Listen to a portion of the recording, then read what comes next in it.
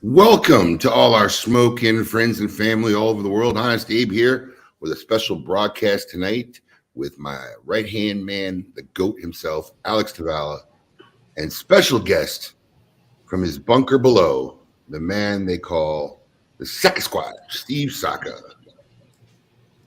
What's going on, boys? What's up, folks? How we doing?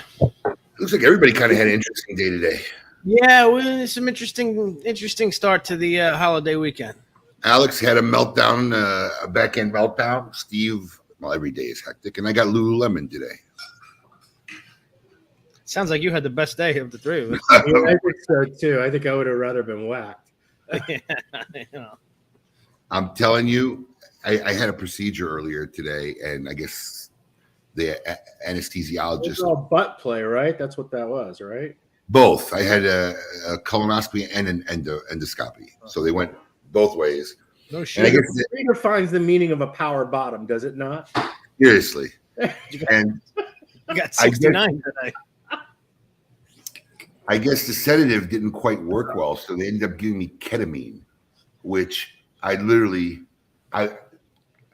in the hospital for an hour and a half longer than I was supposed to be, and then I was completely whack for a good 2.5 hours to 3 hours after I got home. That's how long that lasted.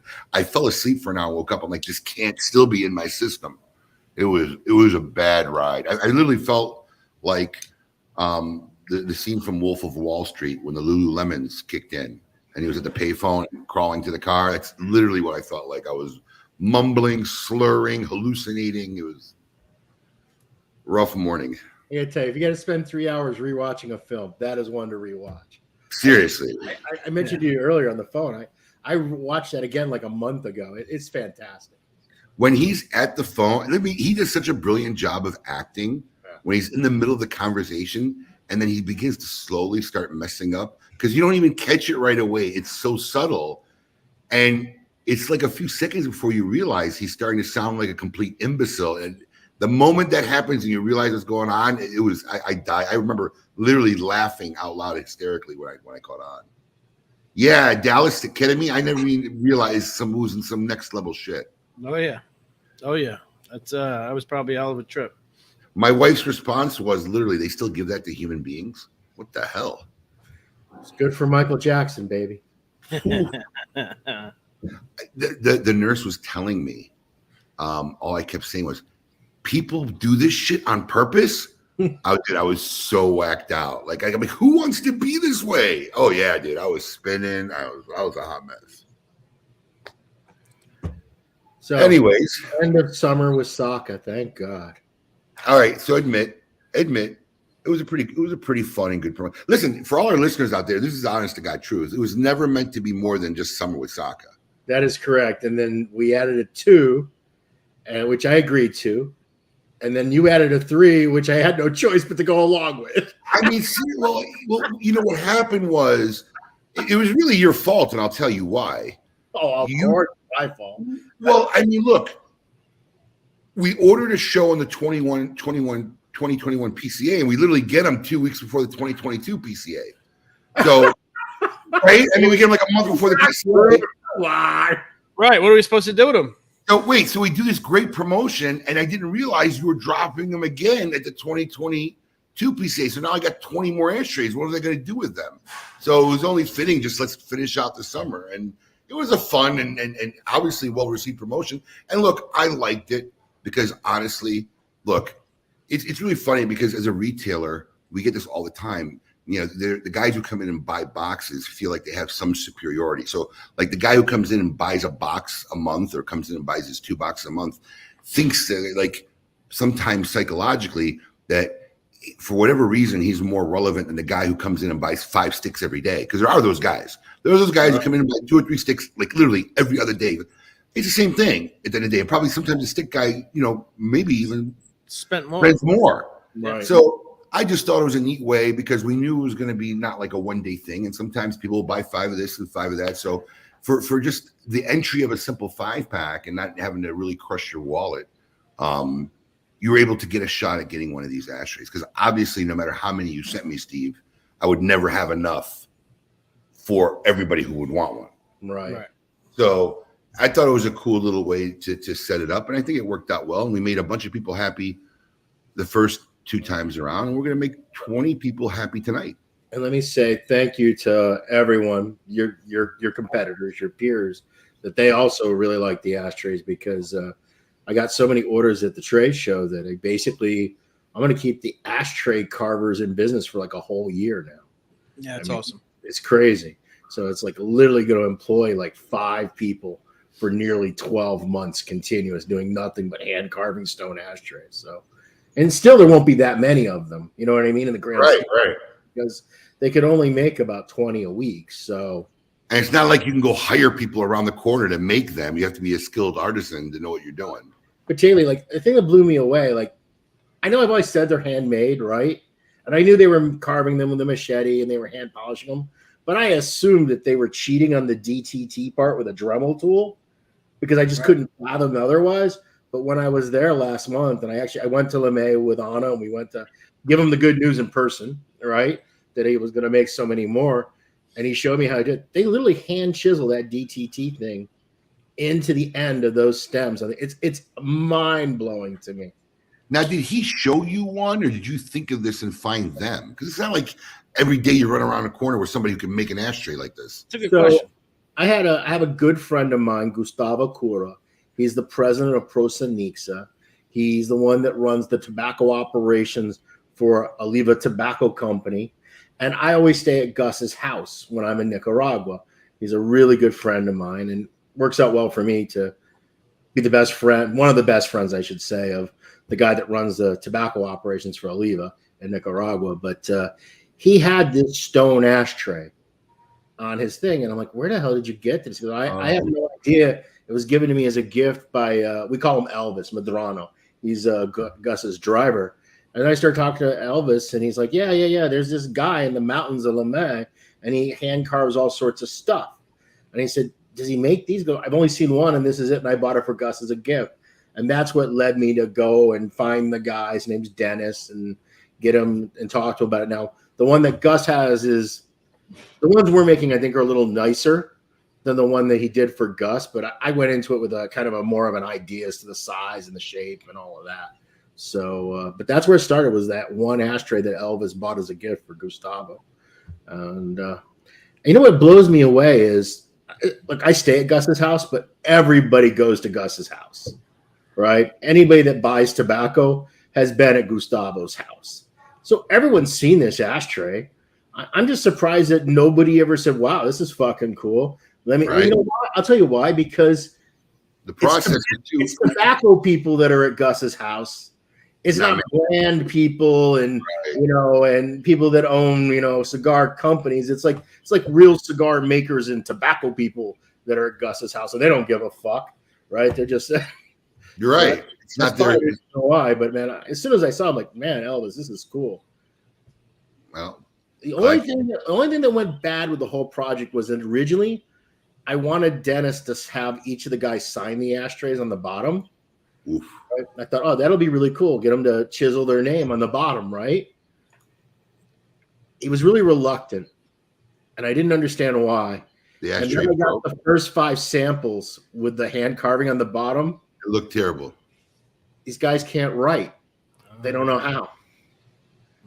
They don't know how to write, but he didn't want to say that out loud because he didn't want to be embarrassed. Well, guess what? I can't fucking carve shit out of stone, so they got right. So, in fairness, absolutely.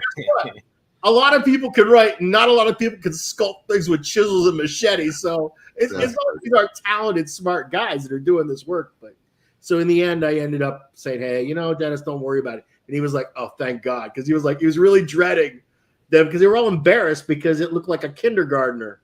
Because they're just not used to. So it's so amazing. They can do this unbelievable DTT logo with a chisel, but when it came to just simply signing their own name, they just didn't even know where to begin. Vince was asking, he wanted to know what's the status of the crystal ashtrays. Crystal ashtrays are in transit finally, but I'm not going to do anything with those until next year, probably. Oh, good. There we have a summer with Saka next year. Summer 2023. Look, I've waited 3 years for these damn things. And at this point, and I don't even like the way they package them.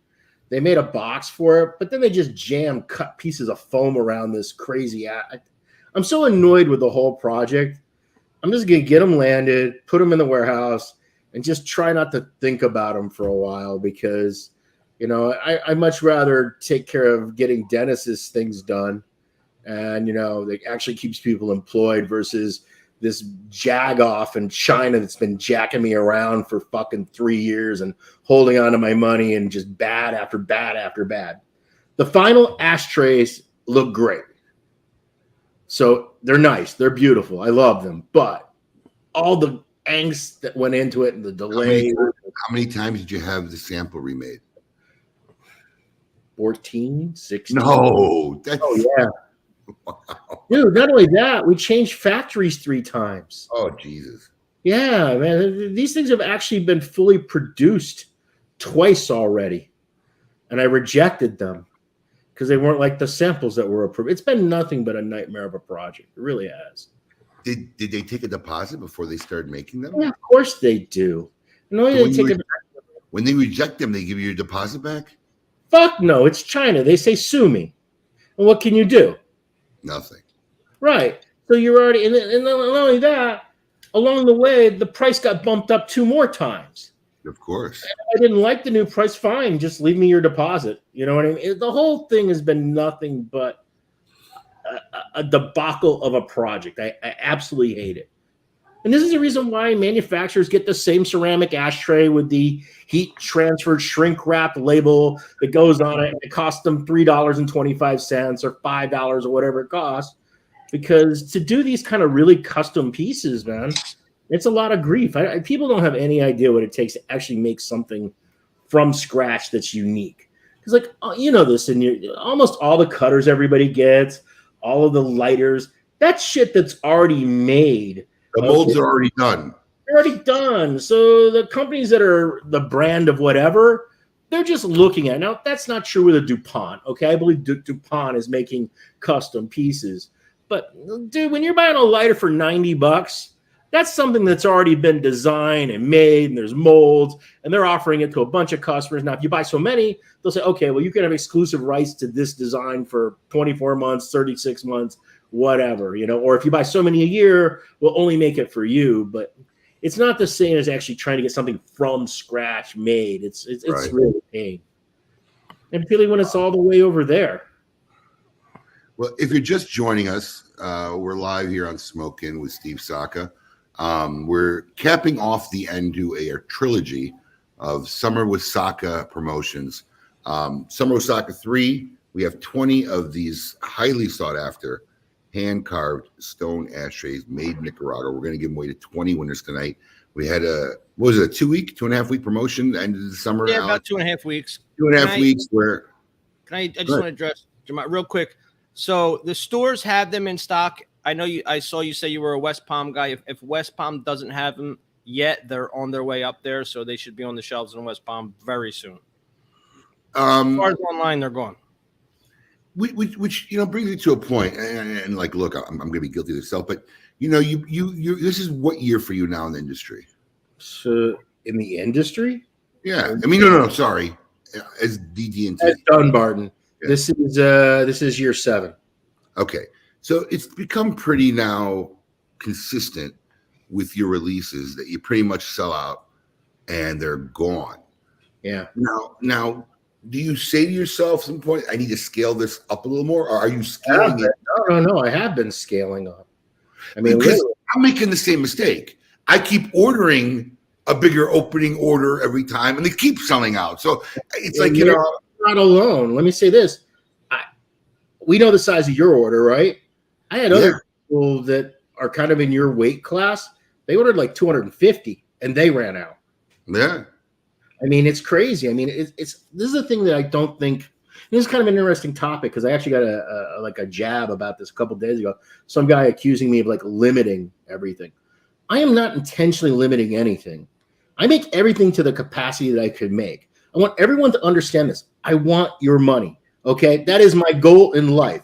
It is not my goal to sell back orders or any of that. The only thing I intentionally limit is unicorns. And that's just because I'm too lazy to do the work that's necessary to make unicorns. Everything else is being made in the quantities that I can make it within reason. Look, there's certain things. Look, I'm growing the Sin Compromiso wrapper. So I can't spend $3 million on Sin Compromiso wrapper for the brand to stall. I can only spend so much. So I also have to be pragmatic about this. But it's not like I'm not making more blues. It's not like with Saka Cons. I mean, in year 3, we'd offer something limited production and we'd have like 1,000 boxes. We had like in the end, we're going to have like 4,200 boxes of this. So it's literally 4 times plus more, okay, than what we had. It's just, this is the thing I always find so weird. Padron, how many decades have they been in business? La Flor Dominicana, how many decades have they been in business? I'll be honest. And they can't keep up either. Padron pre-COVID was pretty stable. As Privadas as you want. And Drew Estate's a company that has thousands of people and millions of dollars and tremendous infrastructure, and they can't keep up either. So I don't know why people think Steve Saka and his little 9-person company is able to make enough for there to be 35,000 boxes of something. Now, maybe someday we will be that size, but we're not currently. So, but I don't intentionally limit anything but unicorns. And unicorns is just because I'm lazy. I just don't like having to hand sort all that leaf that I have to do for unicorns. But other than that, I make as much as I can make. No, it was hard for me to say something to you about underestimating because we keep making the same mistake. I mean, we keep bumping our opening orders up more and more, and then we're like, It's funny because we'll be like, well, if it's too many, they'll all go after everybody else sells out, and we're the only ones with them left. And we wind up selling out immediately too, no matter how many times we bump up. But there's still more coming because we haven't shipped everybody yet. I mean, we just started shipping the East Coast in the last few days. So, because we try to ship West first because of the 5-day delay. And I know you don't like to hear that. You're on the East Coast, but that's what we tend to do as a practice. We tend to ship West first. And that way, hopefully, everybody tries to get it roughly at the same time is what we're trying to do. Because the other problem we have is, look, I only have so many people in the office. We can only process so many orders in a day. And when you have something like this drop, it's not like we can bang it all out in 2 days. We don't physically have the manpower. And you can't hire the manpower for 15 days a year you would need those people. Yeah, I know. You know what I mean? So it basically ends up being an all hands on deck. It ends up being a miserable week and a half, to get as much of it out as quickly as you can get out. But it's all we can do. So, like I say, good problems to have. Oh yeah, yeah, for sure. But no, the goal is to actually take everybody's money. That is the goal. I mean, so I don't intend. Look, if I can make it the same quality, the same consistency, I have the tobacco, and I have the capacity to do it. Well, it's my job to make it. How are you looking on your timelines for your other PCA releases, the Stillwell and the Totos? Okay, so the Stillwell, I got a problem with the bands. They're ready, but it's going to turn out. Did you make special bands for the holiday season? Yeah, we made different color, right? Like white. Different color. Yeah, they're white. It's going to cost me like 4,800 euros to airship them to Nicaragua. Yeah, it's absurd. What choice do I have? So I'm doing that. So those are going to probably end up. And this is bands we're talking about, not cigars. Bands. No, it's 4,800 bands. Yeah, it's bands. It's absurd. So that'll end up 4,800 bands is a stack about that big. Oh, wait a minute. I'm getting confused. I don't know.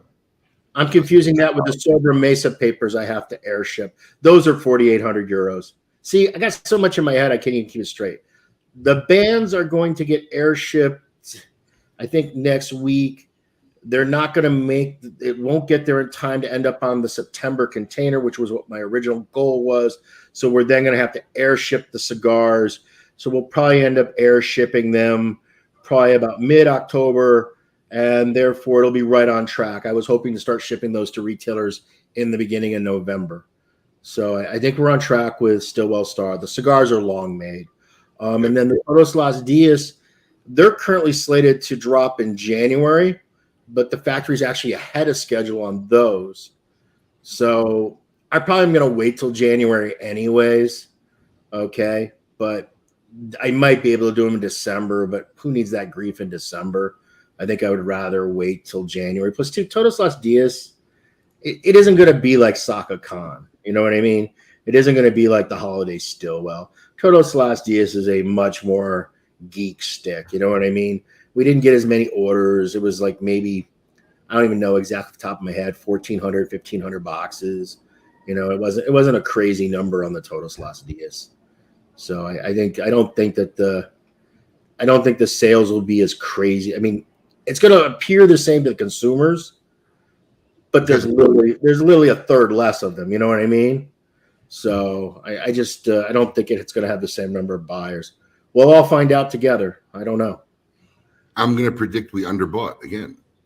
Probably. I don't even know what you bought. It really depends on who the makeup of your customer base is, right? If you're a regular brick and mortar with regular brick and mortar customers, then probably 5 boxes was 5 boxes too many. If you're the type of retailer that has, you know, that kind of keyed in customer that, you know, is paying attention to these kind of things, then yeah, you might do a decent volume in them. But I think the retailers that bought it, they're going to do well with it because not as many retailers bought the Todos Los Dias offering because most retailers don't have that kind of customer. I'll tell you what's going to be a problem. It's going to be the holiday one. I don't think that the retailers ordered anywhere near enough of this holiday aromatic, but they don't see the numbers that I see on the holiday on the aromatics that I'm seeing on Stillwell. The Stillwell numbers, they're doing really stupid well, and the aromatic in the last 3 months, 4 months is really outpacing the other. And this aromatic blend is way better than the first aromatic blend, in my opinion. Okay. So I think that the people that are currently like, oh, I like the aromatic, I think they're going to really like the holiday aromatic. In fact, I think they're going to like it so much that I've already commissioned another roughly $32,000 worth of pipe tobacco so that I'm going to probably add it to the line next year because I think it's that good. You're going to add it as a regular production? I'm thinking about doing that, yeah, because it's that good. I thought you would just keep it as a regular, like I'll drop a special holiday blend. I am going to drop a special holiday every year. Like next year's holiday one, next year's holiday one's already in the books for me. Next year's holiday one's a really weird one. Next year is a Balkan blend, which is super strong cigar. So it's going to be totally unlike any of the other Stillwells. The guys that like really know how they're going to grasp the whole pipe concept, that's another conversation. But I think people that like really super stronger, heavier style cigars, I think they're going to really like next year's holiday Stillwell release because it should be right up their alley. Is this year's holiday the same cigar blend though? Custom blend, same wrapper though, but everything was done from the ground up on the holiday. Very interesting. We had making more work, man. That's what I do. Man, that's what we all do. We had very little bags of poo left. I think we ended up with them. Yeah, we ordered pretty good. We only had like maybe 20 bags, 20, 30 bags of poo left. Some of our employees had kids. We gave them all away. We took some to the shop. That's cool. Yeah, we ordered on point. We ordered a lot of poo, so it was good to see them all go. It was really funny how happy people got over a bag of cotton candy. Yes. You know, I think what it was is what you did. They gave it to their kids, right? Yeah. Right. No, you get your mail call, and there's something in there for the kids that they really find cool too. Did you eat any of that stuff? Oh, I tried it. It's disgusting. I tried it, I think, at the show. I think I tried it at the show. I put it in my coffee. It was just sugar, you know what I mean? So you could use it as a sugar in your coffee. But yeah, I gave it to Alex's kid. I told him it was real poo. I did. Once you take a bite of it, it looks like poo. So you sent me this whole NFT. Can you block this Damery Mexica, whatever the hell it is? So you guys see the messages. I don't see any of them. Yeah, you do. Just go to your window and click on comments. And you'll see all the things in the right panel. You were in private chat. Whoa. You got cured of herpes. That's pretty amazing. need to know more. Maybe Oh, you provided a link for me, so I can go. Maybe we should leave that link up for people. I'll recommend you. Click on the link. Don't encourage him, Alex. Jesus Christ. So tell me about this NFT thing. I know it's not on the summer. First off, when we get to the NFT thing, can you explain to me what was the image for the Summer with Saka 3, the one where I looked like that vampire dude from the 30s? It's what the graphic guy did. Looked good. We ran with it. You think we didn't put it like a So there was no like movie poster reference that this was mimicked after. That's, I guess, is the question. No, he just went for the old Nosferatu look on you. Yeah, I saw that, man. All right, so explain. You sent me this link to this NFT thing. I saw that you're doing it. First off, this has nothing to do with Saka or Dunbarton. This is a smoke-in thing. But I want you to explain it to me in person because I took a cursory read on it. Let me hear what you got to say before I comment.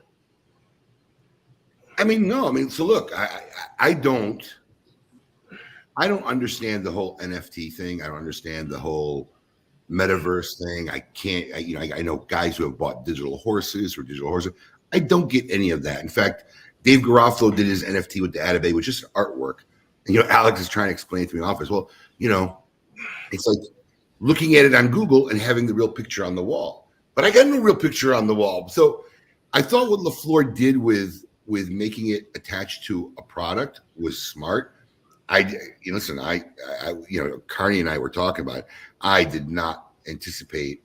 I can't do. Look, I like the whole thing where essentially what you're doing is you're buying a limited distribution deal.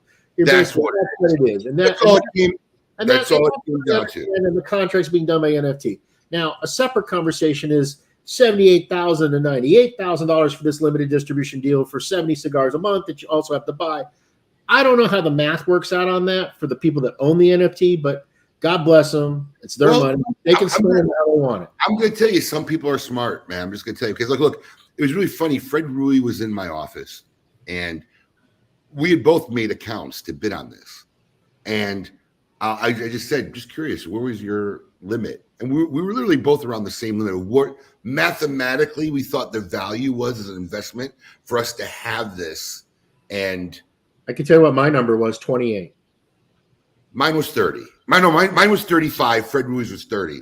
But, we're also in a different status, too, because, look, like the shops that got these have already gotten 2,000 phone calls. Right. So there is a value as a retailer. Here's my question. So you were in the bid.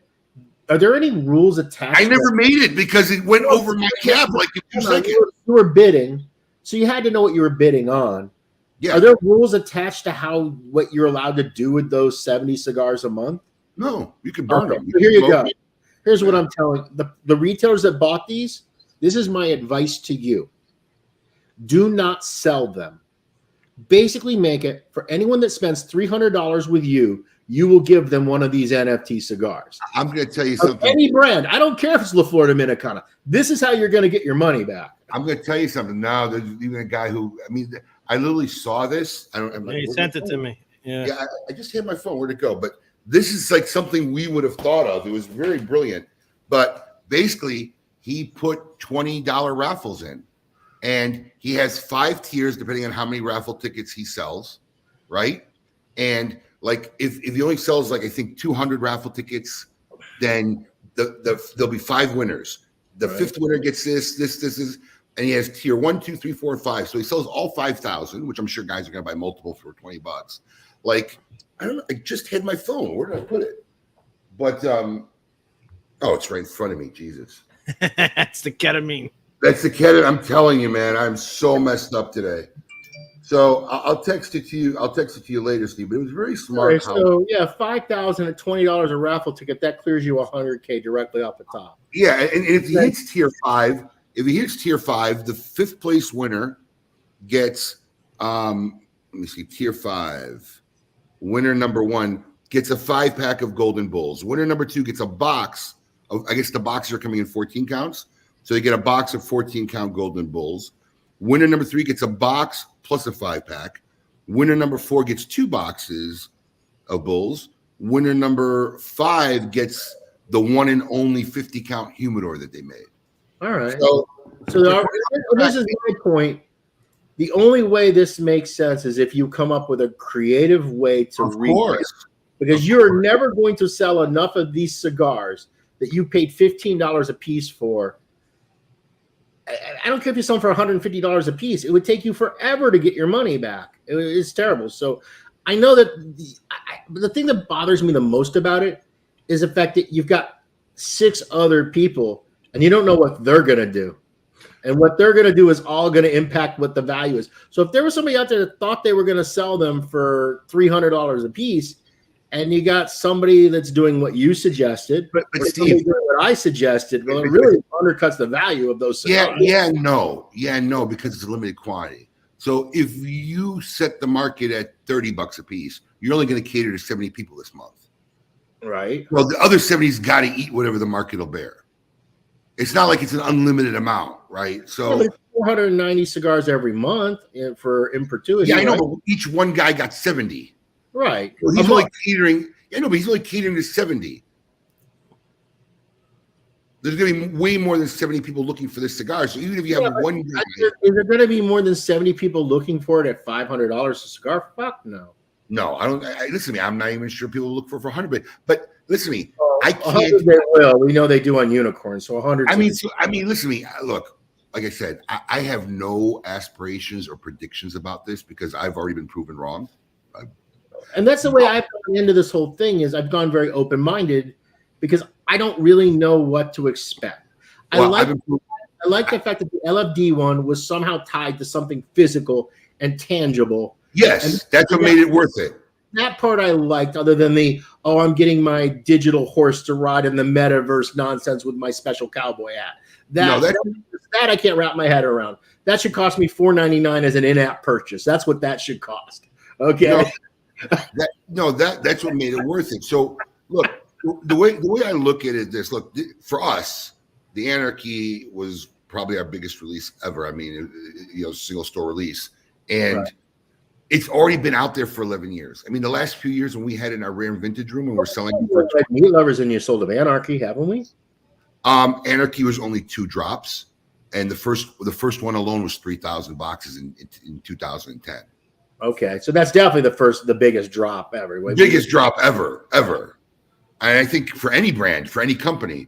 So, it just so you know, it was 3,015 count boxes too. Which makes it even bigger. Yeah. Yes.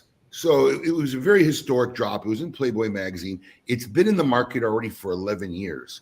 And when we had some in our rare and vintage room, probably in the last 5-6 years ago, I think they were at $20 or $25. Guys were buying them 2 at a time and flipping them. So, I mean, if I'm a retailer, look, the original plan was I was going to make more NFTs and I was going to really bid on 3 for myself, for my stores. And it wasn't until an afterthought, Alex and I were discussing this, I told Alex, I can't bid on this. He's like, why? I said, because I don't think it's quite ethical if I bid on it, because then it looks like I'm just jacking it up. So I ended up having to gift myself one, and then we're just going to bid the other 6. But what would be ethical is if you paid the median price of the bids. Yeah, but then he's just paying himself back. You're right. It's the same thing. You just round robin. I'm saying, Look, you've already disclosed the fact that you're keeping one, so it's all up and up. So everyone, yeah. And we're gonna. How many of these NFTs exist? There'll be 7 total, which we'll keep number 7, and we're going to auction 7 total. And what does the person who owns the NFT get from you? What is your obligation? So the owner of the NFT will get a very special, and Pete's really excited about this. I haven't seen Pete this excited in a while. He's making a very special 60 count box. Okay. It's going to come with 45 of the original Anarchy Vitolas, right? Creating all new bands for this rendition because we don't want any confusion with the original rendition going around. And he's going to make 15 Pale Horse editions that have never been made in this Vitola, that he only made 300 of in the chaos that we had at the TJS dinner a couple years ago. And those will only have ever been made for these NFT winners. So they're going to get 15 cigars that will only be made for them, never be made for them. That's and 60 cigars in a nice 60 count box. They're going to get the digital art, but as well as the digital art. And this is just me being me saying like, I don't understand it. We're actually going to have a canvas made of it. Cause unlike LaFleur, we're not doing one image that's numbered. Right. we're making 6 unique Anarchy images. You're gonna make 7, right? You're gonna want to use 7, and each one comes with a canvas that they can put up on the wall. That's Got it. But look, the way I look at it is I'm a Wait, retailer. Wait, you didn't. That's Time not out. it. One time only 60 cigars. Yeah, you didn't finish what they're getting. Well, that's what comes with the NFT. The first, so who that comes to the winner of the NFT? Yes, Initially. then they have the ability to buy 15 boxes a quarter. 15 count boxes. 15 count boxes? Yes, because that's what the original Anarchy came in. But the pale horse won't be in those 15 count. No, that's part of the NFT prize box. Okay, got it. So once a quarter, they'll have the ability to buy 15 cigars. So that's 60 900 cigars a year. 900 cigars a year. Yeah. So Again, look, it all comes down to how they use it and how much they pay for it. listen, this is the way I look at it, Steve. Back when Monsters were just coming out and Pete really only picked 13 stores and only 13 were the unlucky 13, right? Because we were the unlucky 13 ones. I literally got, and this is really before even Facebook was that big in social media, we literally got thousands of calls of people we heard, because Pete would drop the names on a bulletin board of who the unlucky, and the phones blew up of people we never heard before looking for it. Whatever. So the way we see this is this for me has been a very historic brand. It's my first micro blend, and it's probably Pete's biggest single store release. It's a way that now it could be alive every year. And every quarter, instead of 13 unlucky, there'll be 7 stores that'll have that same chaos of the unlucky 13 that he used to do back before. I think, listen, I'll be shocked if consumers bid on this, because for me, if I'm another retailer, this is a retailer play. For me to get a store like this where consumers will come looking for me, but we'll see what happens. I don't know. Like I said, I've already been wrong about this kind of stuff. What LaFleur has proven is people liked it, people bid on it. So for me, I'll tell you what I found funny about the LaFleur one. One of the people that bought the LaFleur one can't pay their credit card bill. Okay, so I don't understand how they can have the money to buy that, but they can't have the money to clear a $5,000 order for 8 months. This I do not get. Okay, so I have to wonder about the brilliance of some of the NFT buyers. Well, listen. I mean, I agree with you on that. Like I said, Fred and I had a cap. We, as soon as it went over that cap, I wasn't interested. I already built an account. I said, look, if I could pick up one of these in this dollar range, it made sense for me. Right. But it didn't, and it went beyond that cap. So. But you didn't think of the let me do the raffle tickets at $20. Had you thought of that before, you would have been like, oh, let me readjust my math. Listen, but here's the thing. Once again, it's just like some of the things we do with you. But here's the question: do you want to gamble $80,000 on something that you don't know whether the raffle will work or not work? You know what? I think the guy's pretty savvy. I think he'll sell at least 2,000 or 3,000 tickets without batting an eye. And do we know which? You obviously know who's doing this already. Yeah, it's posted somewhere. It's I'll tell you who it is right now. Let people find them. Let's see here. Where was it? Nope, not that one. Here it is. It's Sun Cigar and Lounge. Sun Cigar and Lounge. And who owns Sun Cigar and Lounge? Is that? I have no idea. Hopefully they're not the guys that owe $5,000. Yeah, I think that's Matul Shah. I think. Okay, that would make sense because in looking at the NFTs, I know that he was a big bidder numerous times. Yeah, so 10 a.m. He starts selling the raffle September 1st. It goes to October 7th. The drawing's October 7th at 10 p.m. And listen, I got to tell you, man, our industry and basically we like, whether it's playing poker, we like to get shots. We love the gamble, man. Hey, $20-$40. I see a couple thousand people throwing that easy at the very worst, right? If he only sells the first tier of tickets, which is only 200 tickets, the next tier is 700. But at the very worst, you got a shot if he sells 200 tickets for a 5-pack of Bulls. Right. So to throw $20 for something that's supposedly the market value is anywhere from $500 to $750. Yeah. Right. Oh, yeah. No, I have to say, I find that to be a very pragmatic approach as to what to do with these cigars. I literally texted Alex and Matt. I'm like, wow, this guy thinks like we do. I love it. It was a great idea. Yeah, no, it's a good idea.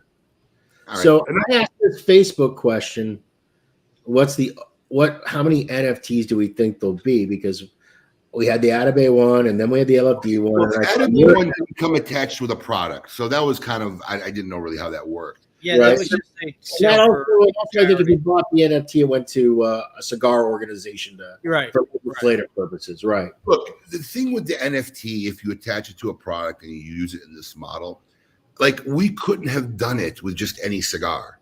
Right. You know, you really have to have something with the legs, and it's been out there. And you know, we were lucky enough to have something like Anarchy that people still ask us about 11 years later. Right. In fact, Risty was telling me that was really one of his favorite cigars of all time. I bet you Risty might even be a bidder on one of these. So it's already been out in the secondary market. Whatever. This is a model like I couldn't have done it maybe with 99% of anything else that we've ever worked on. Oh, of course not.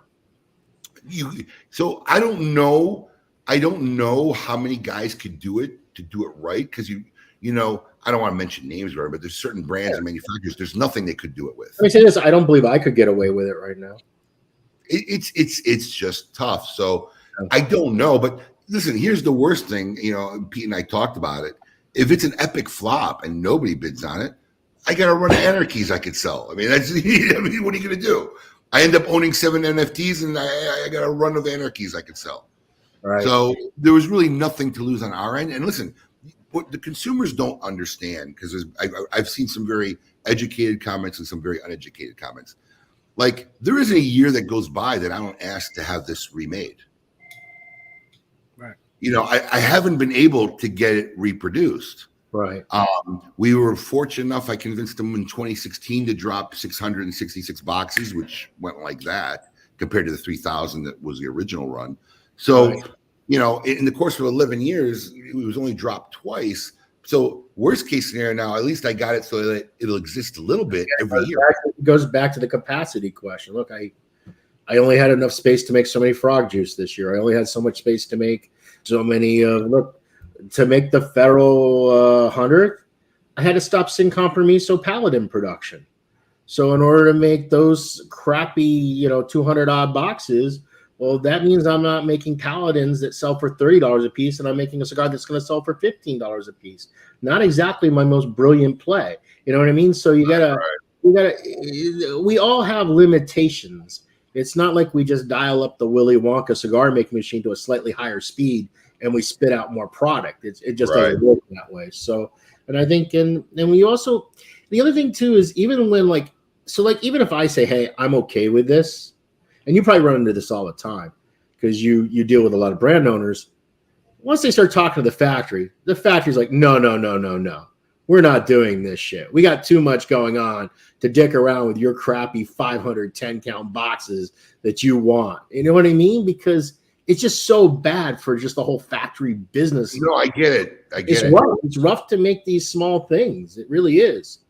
It helps with your family with the factory, though. That I'm sure is a big plus. He's got a little. I think for Pete, it's also it's got to have a nostalgic feel to it because it's one of the cigars that was during his super hot meteoric rise. It was one of, you know what I mean? It was a special, memorable product for him. People don't realize how really personal this cigar is for both of us, because Jordan Gutterson, because I was on their show, I was on the Dojo show a couple of weeks ago, and Jordan, like, weren't you just saying how this NFT stuff was crazy and whatever? After our press release came out, he texted me. I said, listen, just because I don't understand something doesn't mean I'm stupid. Right. I said, you know what I mean? I'm just honest. I'm not stupid. I mean, I can't fathom it. It doesn't mean I don't think I have a vehicle that'll work in this model, which we do.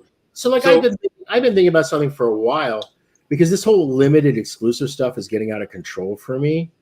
I'm almost thinking about doing something where I just designate 50 accounts in the country that, hey, these are going to be the places and they're going to get exclusives once a quarter or 3 times a year, spread out between them, because I'm having a really hard time keeping up with all these individual projects. It's really tough.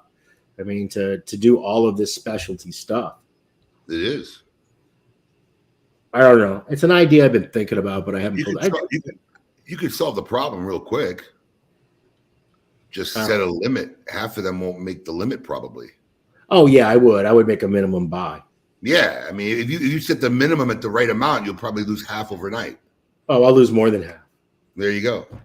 I mean, because look, what the reason why I get so many requests is because they see that every time I do one of these, it just instantly ends up being a 60 to 100,000 day for that retailer, right? It's like bam, 500 boxes that are selling for 150 a box. That's 75K that you didn't have to work for at all. And let me take that back. That's not true.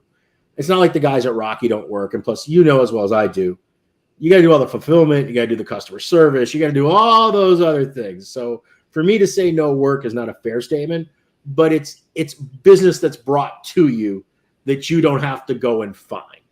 It's a nice holiday. It's a nice little pop when you get those things. You know what I mean? It is. It's nice. It's the same way. It's really nice when we have the last week, our numbers are stupid, right? Because of Saka Khan. It's like stupid numbers. So for Chris Duque, how does NFT benefit us consumers? So look, for me and Pete, when we talked about, I never finished a story. So with Jordan, when we bought up, I teased him because Pete and I still are bitter that Tatuai Anarchy wasn't mentioned in their top 50 historical cigars or whatever that list Jordan put out a couple of years ago. Because how could they have missed Tatuai Anarchy? And we still joke about that. I didn't make any cigars on that list. Yeah, well, yeah. I mean, I don't know if any of yours were really out by the time that list had to be 5 years ago almost. Yeah. 4 or 5 years ago. Liga's on that list. I don't know. But anyways, go on. But yeah, so that cigar is very, very close to us. But to answer Chris Duque, this is how it benefits. This play in my mind when it came out is strictly a retailer play. If I'm a retailer, I'd want to bid on one or two of these because I think it'd be a great draw for my shop. I think it'll be a return on my investment. I don't know if consumers are going to buy it. I don't think it's a consumer play. Some might because there's a lot of guys, especially in the Tatuaje universe, who are very active on the secondary market. But how will it benefit a guy like you, Chris? Is my shop is going to get 15 boxes a quarter that I'll be able to have to sell to guys who really want that cigar. And let me say this too. It's more likely to benefit the consumer because current anarchies, I mean, I've seen them go in the gray market for $100 to $300 a piece, right? Yeah. So you have to assume that if there's a guaranteed so many a quarter, yes, that okay, maybe the price will be high, but it won't be the $300 stupid thing. You know what I mean? Or maybe it will. I haven't had a stick since 2017. Yeah. I haven't had a stick since 2017. So that's how it really benefits the consumer. But anyways. So we spent our entire night talking about LFD and Pete Tatuai. Guys, you brought it up. You brought it up. Thank you for the free advertisement and with all my Saka people that like my cigars. I mean, am I like doing like all the wrong things? Am I the worst?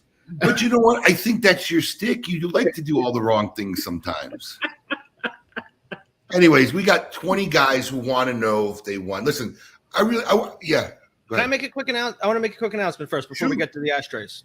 Shoot. So, Smoke In Social Chess Club officially went live on chess.com yesterday.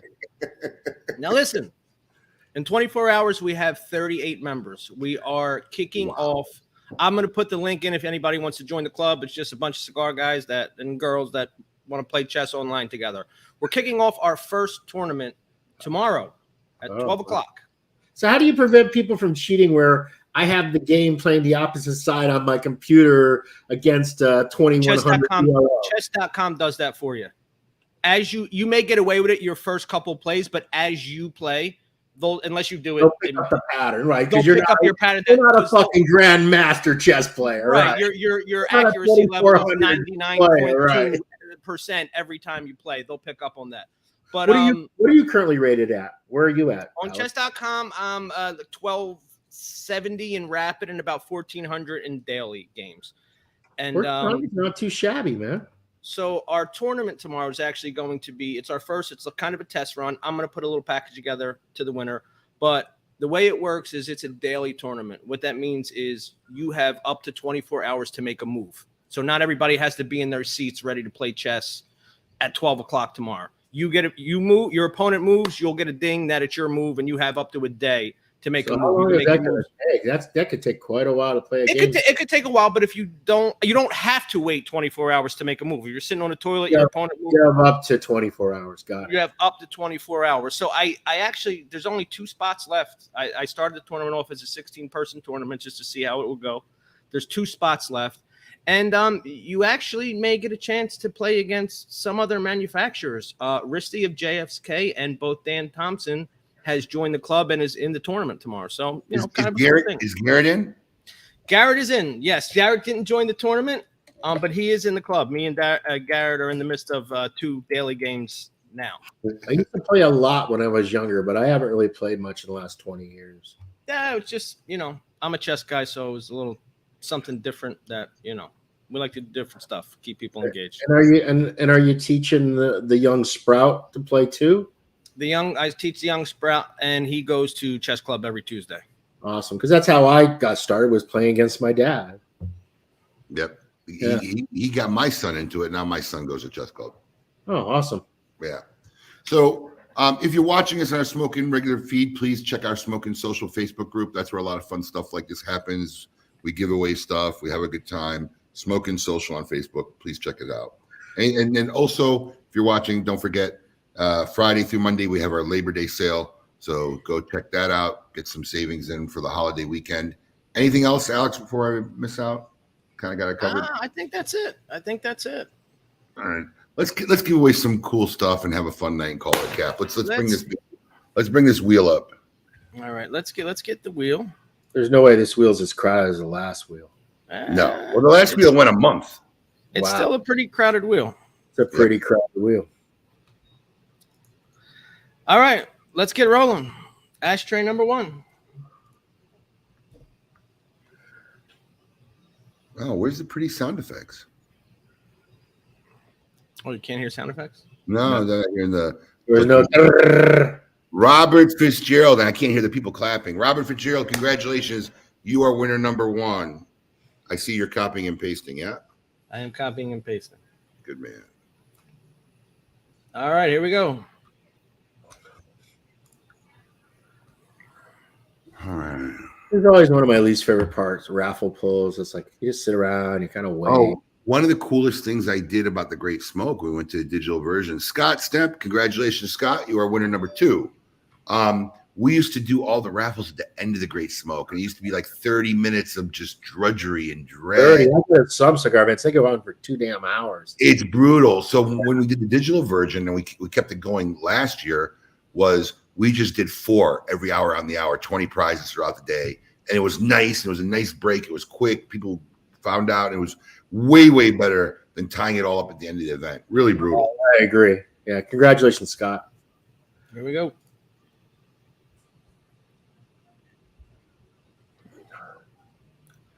By the way, these Saka cons are really fucking good. I haven't tried one yet other than the one you gave me. Matt from Chicago. Congratulations, Matt. They got to be careful in Chicago. I hear they're going to bust Texans up there now. I saw what she said. They started. What are they doing in Chicago? They're busing immigrants. No, they're busing illegals, right? So their mayor at a press conference said that she was going to start sending buses to Texas to pick up Texans to save them from Texas to come to Chicago. Good luck with that, my friend. I don't think Texans are going to be fleeing to Chicago. Yikes. All right, here we go. Number 4.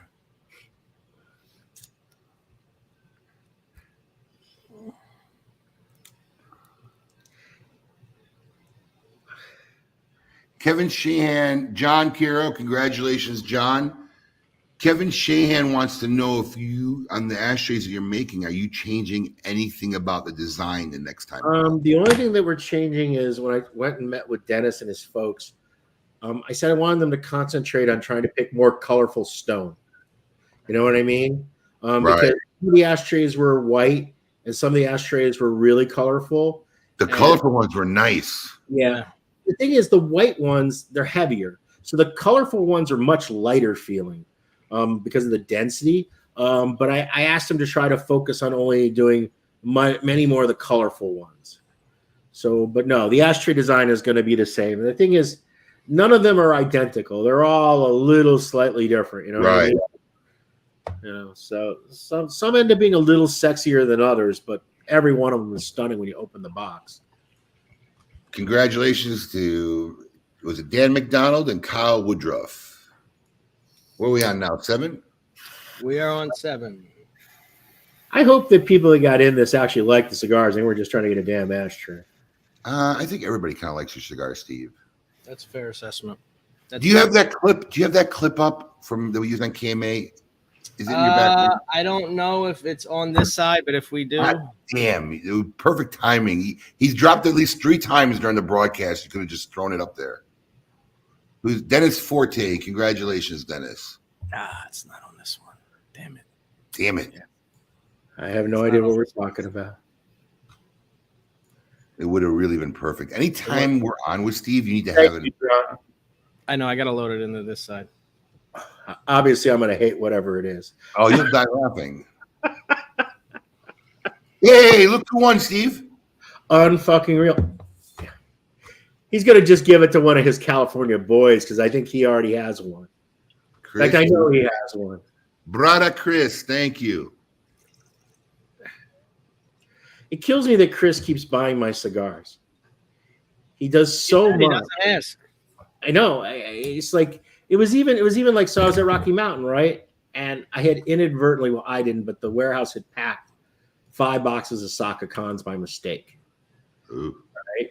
And Chris was like, yeah, I want to buy this. If there's one left at the end, I'm like, take it. He's like, he won't take cigars. And like, he's working the booth all day long, right? He's sweating balls, he's hustling, but yet he won't take some cigars. It drives me crazy. Chris is a class act. Chris has earned everything he's gotten. Let me tell you. Heck, Chris got me a Sin Compromiso ring before I got him a DTT ring. Jeez. I mean, come on. James Wright, congratulations. How many more of these ashtrays we got left? We have 8 more. 8 more left. Yeah, without the sound effects, it's not as exciting. Yes, I wonder why it's not working. Let me see. Oh no, just spin the Right. Okay. It don't work. Well, because I hear it on my side. You can hear it. Yeah.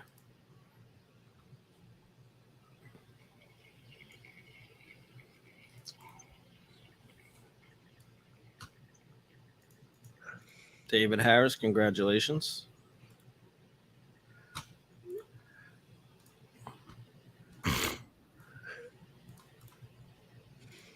See, we're even bored during it here. It's like taking like 4 minutes. But you know what? Isn't it? It really does sound at least a little better when you hear the clicking and the clapping in the background. Woo! Yay! Right? Congratulations! These are a lot of names I've seen. I have to admit, this is some new names for me. Yes. Thank you, David. Congratulations.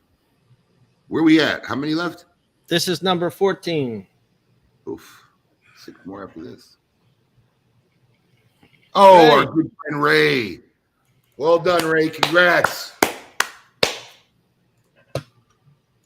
Hardcore smoking fan and socialite. Joe, I'm smoking a Saka Khan. Don McKnight. Man, Don, there you go. Don's been saying how everybody's been so lucky. Don, just make sure you let us know where you want to ship it. I don't know if you're in Japan or back at home, but Don McKnight, congratulations. Yeah. Long time friend, Don. Yeah, great guy. Yeah. Yes. Zach Tabor, congratulations, Zach. And to answer your question, Mr. Shahan, not anytime soon. I wasn't even going to bring it up. Well, the reason why is someone posted a picture of a Candela Muestra de Saka in the Saka group, Saka Squad group. And, well, I had made some before the FDA. Remember, you had to get everything into the country before August 28th of 2016. Right. And I didn't want to not be able to make a Candela blend in the future, even though I don't want to. But I don't like the government to tell me I can't, right? It's one thing for me to say, I'm not going to understand that shit, but I don't need the government telling me I can't do it. So I made a few boxes of a Candela blend, and just to make you feel better, Kevin, the cigar really, really sucks. It's not even good as a Candela. It was like literally a placeholder. Juan Castillo, another regular. Alex, we got to be coming to the end here. This is the last one. Funny, look at Don McKnight. Before you roll, hang on. I scared my Japan neighbor. I yelled so loud on my balcony smoking. This is the last one. Listen, it was one heck of a ride. I really do appreciate all our awesome patrons and fans who participated in our Summer of Saka 1, 2, and 3. And from the looks of it, a lot of you guys who found us for the first time, we hope you enjoyed this. And congratulations to everybody who walked away with probably one of the coolest ashtrays in the business. Ashtray number 20, our final last one, Alex, goes to who?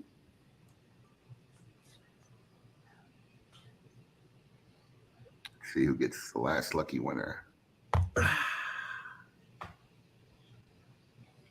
Oh, shit. He's going to jump off his balcony. Don't jump off your balcony, Now Don. he's got one for Japan and one for back home. And you know what? He does that because he works in Japan half the year. He bought 2 Raji boxes, so we can have a Raji ashtray in Japan and one back home. Now you got 2 ashtrays. You can put one in each one if you want. Holy shit! And of course, I want to say thank you to everyone that supported Dunbarton, and I hope they found the cigars to be really enjoyable. I think everybody pretty much is a big fan of your cigar, Steve. Yeah. But you're a psychopath. That's why.